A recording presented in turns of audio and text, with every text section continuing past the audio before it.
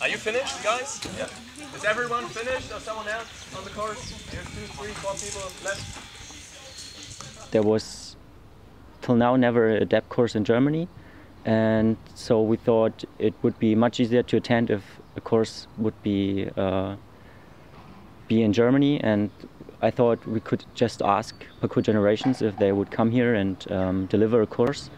And yeah, within some days I got an email from Dan Edwards, the director and founder of Parkour Generations, and he said it would be possible, and the conditions looked quite okay, quite achievable, and yeah, so I organized the whole thing.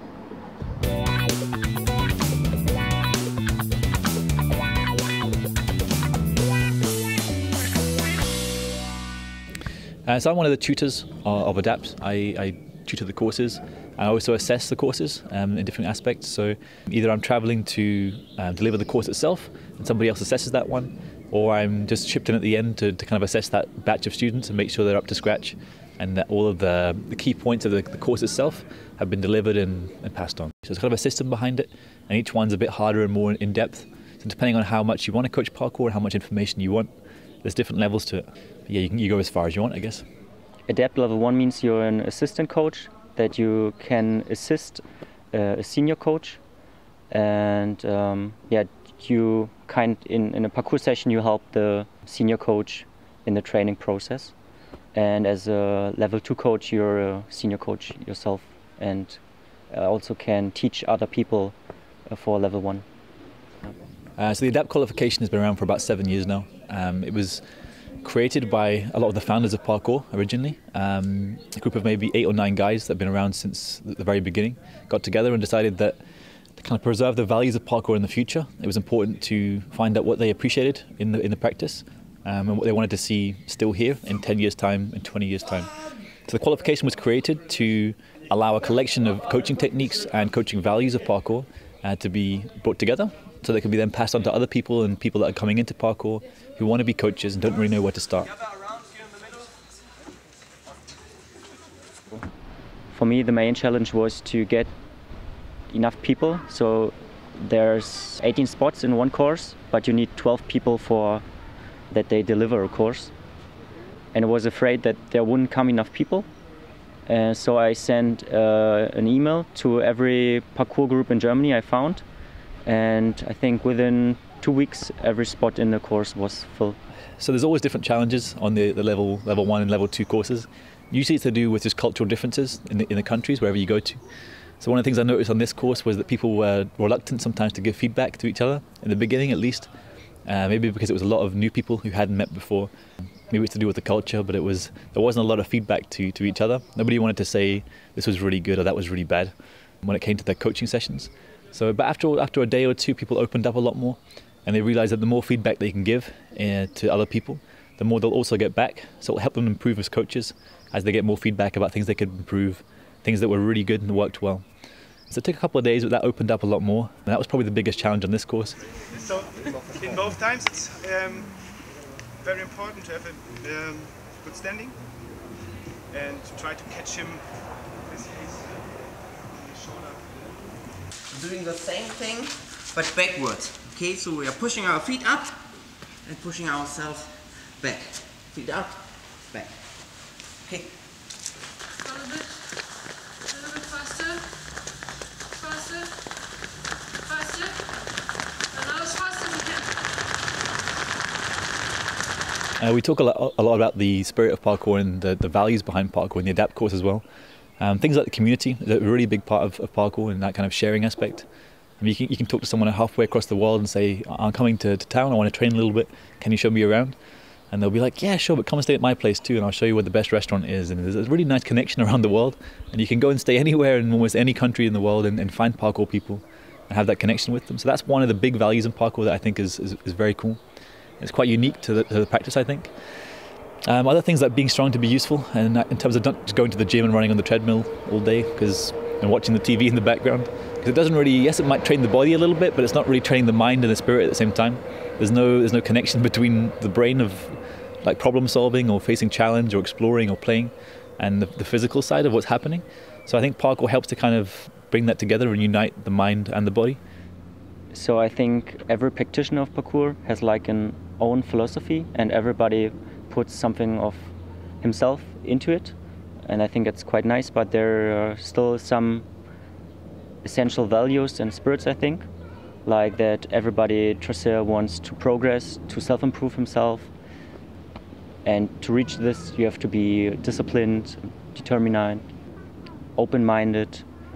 And the whole A.D.A.P.T course kind of reminded me of all these values. So it was in my head all the time, but now it's more present in my head. It reminded me why I like parkour and why I love doing parkour. So it was quite good in this sense. And yeah, I think that's one of the big values of parkour itself, which is facing challenge, exploration of your environment, kind of reclaiming your environment. Because usually in cities you're told to walk this way, don't go down this way, and you're allowed to walk down this way. But parkour is more about creating your own path through an environment. So it really opens the world to possibilities in a lot of ways. And it kind of invites you to investigate and explore and find out where things are and where your city is in relation to others. So it's about exploration and self-knowledge and knowledge of other places and other people. It's not just about big jumps and what you see in the media. It's more about being honest with yourself, find your own limits. And it really appeals to people who are not into competitive sports sometimes. I think it's nice for people who don't enjoy team sports or the pressure of team sports, especially at school.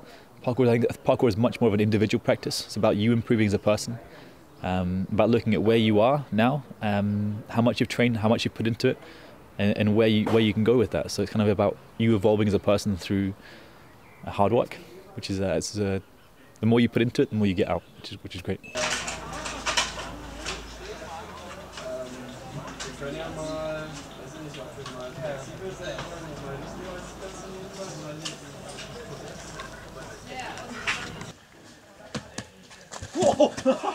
Das war ein gutes Hindernis.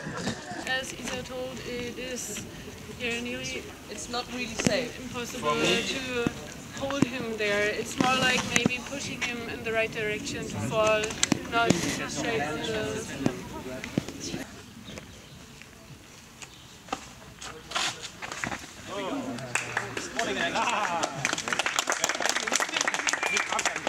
Obviously it was. Did you deliberately miss that one? It wasn't planned. Okay. Even better. Okay. 1, 2, 1.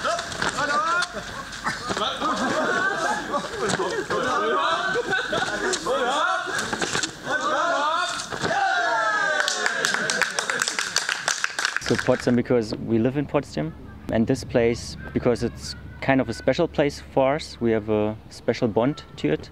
Just, I think, 3 or 4 months ago, we opened our parkour park here on the Platte. And so I thought it would be a nice place to have the other coaches here and to train with them. And there are a lot of possibilities to train here. So I've really enjoyed my time in Potsdam. It's been great.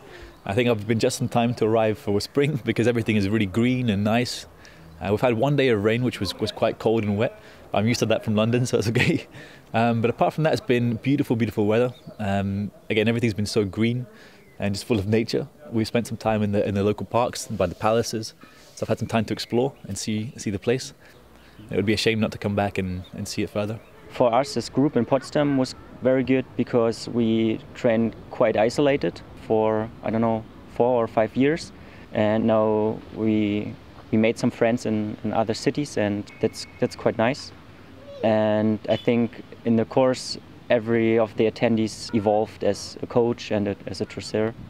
Was nice to see the progress of every attendee through the 3 days of the course. Roll carrying. Roll carrying. I will say when we have to stop, okay? Also the other direction. Stretch, grab them over the top of the tree.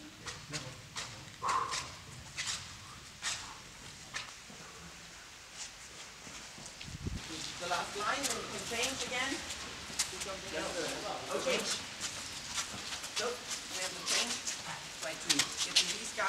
so they can get starting with the next one.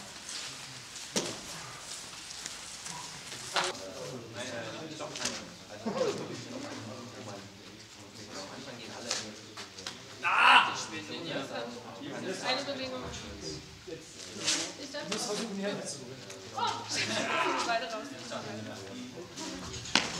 Na, man darf dann die Beine rum und man weggenommen. Und damit muss man versuchen, die Hand von jemandem abzuschütteln. Und danach ist dann direkt der nächste dran. So wie es eben passiert ist. Ich habe die Straße stark, habe mich noch gefreut, aber dann ist er ja dran. Man kann auch junge Frauen und da schlagen.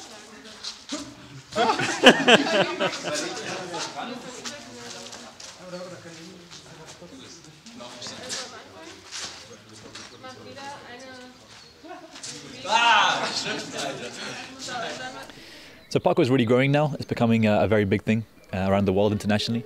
You see it in all the Hollywood movies, and there's always kind of the car chase, and there's always the parkour chase as well. So it's becoming a lot more accepted in kind of popular culture. And general day-to-day people that you see walking past in the street, they kind of recognize what you're doing now, and they say, oh, it's parkour, or oh, it's free running, or it's that thing we saw on TV and in the movies. So it's becoming a lot more recognized, which is good to see. And as it grows, there was a time maybe where I was a little bit worried about its growth and where it was going, because there was a lot of people who wanted to change it, had new ideas, or big companies were coming in with a lot of money and trying to change the shape of it and the future of it, to add things that we don't necessarily agree with, like competition or other aspects. But it's been really nice to see the last few years the kind of community has reclaimed parkour in a lot of ways, in the sense that there's a lot more coaching going on now, and there's a lot more passion behind passing it on properly. So there's a lot of coaches internationally who are working together to kind of make sure the values are passed on, and to make sure parkour is preserved in a way that's kind of respectful to its history, I guess. So I'm not so worried about it anymore. I think there's enough coaches around the world doing a good job, enough practitioners training in a really, really positive, good way. So I think it's only going to become bigger and better over time, which is nice to know.